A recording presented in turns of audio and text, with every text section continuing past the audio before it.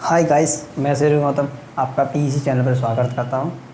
उम्मीद करता हूं आप अच्छे होंगे। इस समय हमारे देश की काफ़ी कंडीशन ख़राब है क्योंकि लॉकडाउन की वजह से, और कुछ नहीं, बाकी सब ठीक है। वर्तमान में हमारा देश ही नहीं, अब सब पूर्ण पृथ्वी पर यही हाल है। तो यदि आप अगर घर में रहेंगे तो सेफ रहेंगे, तो कृपया आप लोग बढ़िया घर में रहें और कोरोना वायरस इतना इफेक्टिव नहीं होगा। आप अपना बेहतर रूप से ध्यान रखें, खाने पीने का विशेष रखें और आपका इम्यूनिटी बेहतर हो जाएगा। जिससे अगर इम्यूनिटी बेहतर है तो आपको कोरोना से डरने की बिल्कुल भी ज़रूरत नहीं है।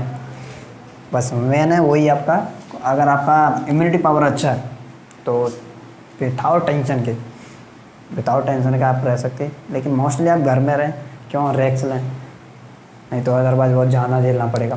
फिर भी आज मैं आपको जो ब्रेन है, हमारा ब्रेन के बारे में जानेंगे।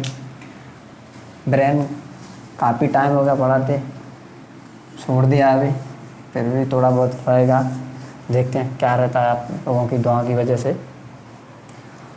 आज हम नर्वस सिस्टम पढ़ना है। क्या पढ़ना है हमको? Nervous system.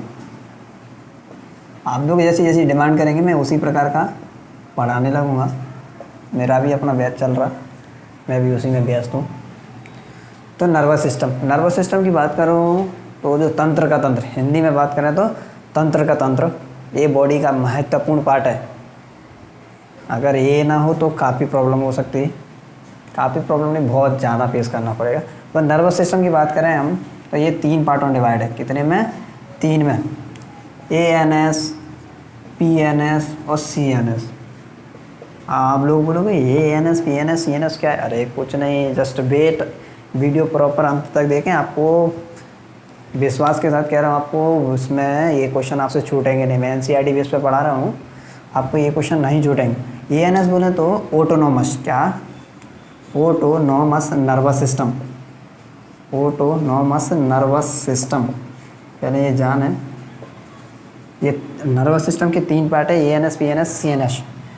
PNS बोले तो peripheral nervous system, peripheral nervous system. CNS बोले तो सेंट्रल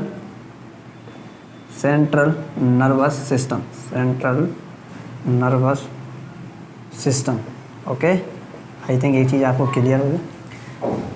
देखो आप लोग हिंदी, मोस्टली हमारे जो स्टूडेंट हैं वो हिंदी की वजह से वीक हो रहे, तो आप लोग हिंदी ना करो प्लीज़। एग्ज़ाम में इंग्लिश ही पूछ रहा तो आप लोग विशेष ध्यान दो, इंग्लिश पे ही फोकस करो।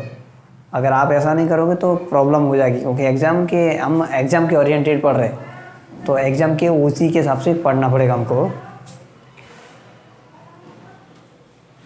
हम उसी के हिसाब से बात करेंगे, क्या ऐसा नहीं क्या। तो इस वजह से आप लोग प्लीज़, मैं हिंदी में नहीं बताना, अगर मैं हिंदी में बताऊंगा तो आप लोग हिंदी में आदत पड़ जाएगा, इसलिए मैं आपको इंग्लिश में ही बता रहा हूँ।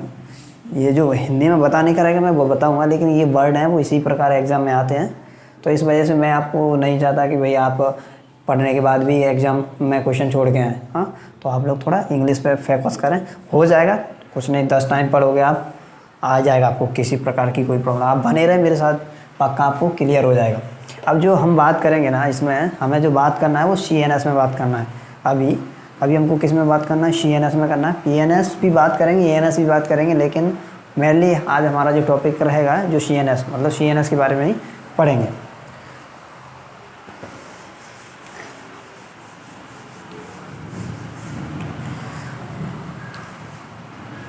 CNS यही सबसे महत्वपूर्ण है, सबसे ज़्यादा इम्पोर्टेंट क्या रहेगा हमारा? CNS रहेगा। CNS की बात करें तो ये भी 3 पार्टों में डिवाइड है, 2 पार्टों में, मेनली 3 में नहीं है, सॉरी, 2 पार्टों में है। एक है आपका ब्रेन, जिसे आप भली भांति परिचित हैं। दूसरा है स्पाइनल कॉर्ड, मैं आपको हिंदी में नहीं बता रहा, प्लीज़ आप लोग कमेंट में बोलो ऐसा ऐसा हिंदी में नहीं बताते। एक्चुअली एग्ज़ाम में आपको इंग्लिश में ही पूछा जा रहा है, तो अगर हिंदी में आ भी जाए तो वैसे भी बाईलैंग्वेज एग्ज़ाम हो रहे, तो आप इंग्लिश में देख सकते हैं। अगर वही बात हिंदी में लिखा है, इसको मैं अगर स्पाइनल कॉर्ड को हिंदी में भी लिख दूँ और इंग्लिश में भी लिख दूँ, स्पाइनल कॉर्ड, इसको मैं हिंदी में भी लिख दूँ, इंग्लिश में भी लिख दूँ, तो क्या मतलब? कोई डिफरेंस नहीं ना। इस वजह से आप लोग प्लीज़ इंग्लिश में ही इसको याद रखो, ठीक है। आई थिंक ये बात मेरी समझ रहे होंगे आप लोग।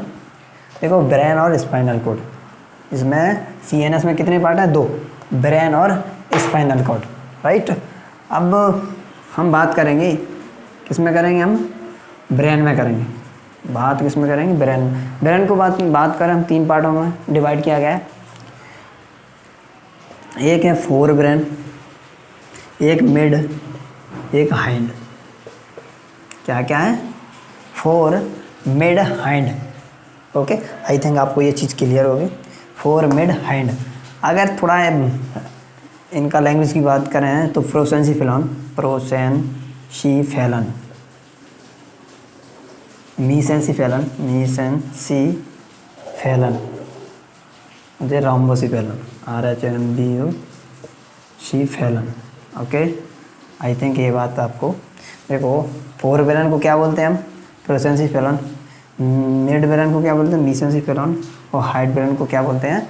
रोम्बोसिफेलन। ये वर्ड आप काफ़ी ध्यान रखें, एग्जाम में बोल सकता है आपको। फोर ब्रेन भी बोल सकता है, मिड भी बोल सकता है, और हाइड भी बोल सकता है।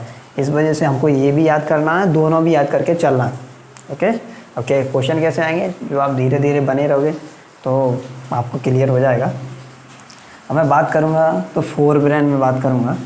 मैं आपको ये फेस कर रहा हूँ, मैं एक्चुअली बोर्ड छोटा है हमारा, आप लोग मैनेज करें प्लीज़। अगर मैं बात कर रहा हूँ फोर ब्रेन में, फोर ब्रेन या मिस प्रोसेंसिफेलन, प्रोसेंसिफेलन इसमें बात करूँ तो इसको भी 3 पार्टों में डिवाइड किया गया है। किसमें किया गया है? 3 में किया गया है। मैं आपको पार्ट पार्ट बता रहा हूँ।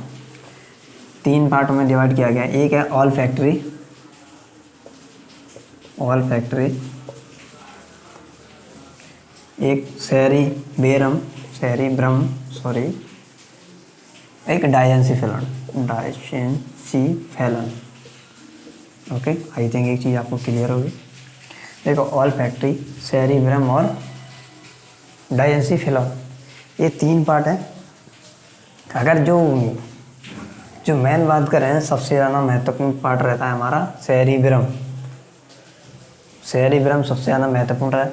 इसका काम कुछ नहीं रहता, जो सूंघने का रहता है, हम सूंघते हैं, स्मेल लेते हैं, तो ये किसका काम रहता है? ये ऑल फैक्ट्री का रहता है। जबकि डायंसिफेलन को क्या रहता है?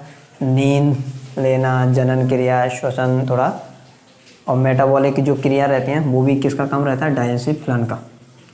ओके, लेकिन सेरिब्रम का तो वही पार्ट ही पार्ट है, और बहुत महत्वपूर्ण पार्ट है ये सेरिब्रम। सेरिब्रम को भी अपन डिवाइड करते हैं, सेरिब्रम का भी अलग अलग पार्ट है। एक वर्ड ध्यान रखना है, एक सेरिब्रम है, एक सेरिबेलम है, तो आप लोग थोड़ा कंफ्यूज ना हो। ये भी काफ़ी महत्वपूर्ण पार्ट है। इसको भी हम लिटल ब्रेन बोलते हैं। क्या बोलते हैं? Little brain. क्या बोलेंगे हम? इसको लिटल ब्रेन भी बोलते हैं। ओके, डायंसिफेलन को क्या रहता है? अभी खाली मैं आपको पार्ट पार्ट बता रहा हूँ, बाकी डिटेल अभी बताएंगे, क्योंकि आपको एक ओवर भी मिल जाएगा, तो आपको समझ में आ जाएगा क्या क्या पढ़ना है, किस प्रकार किसमें क्या है।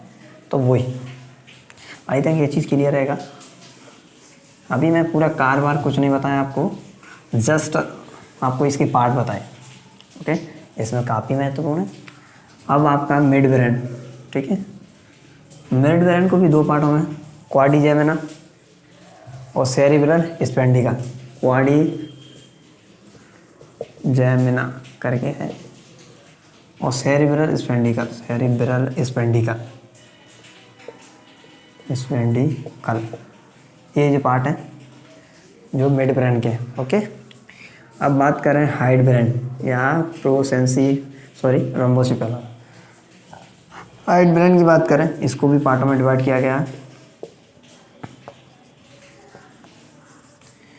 एक है इसमें ब्रेन स्टेम, सेरिबेलम,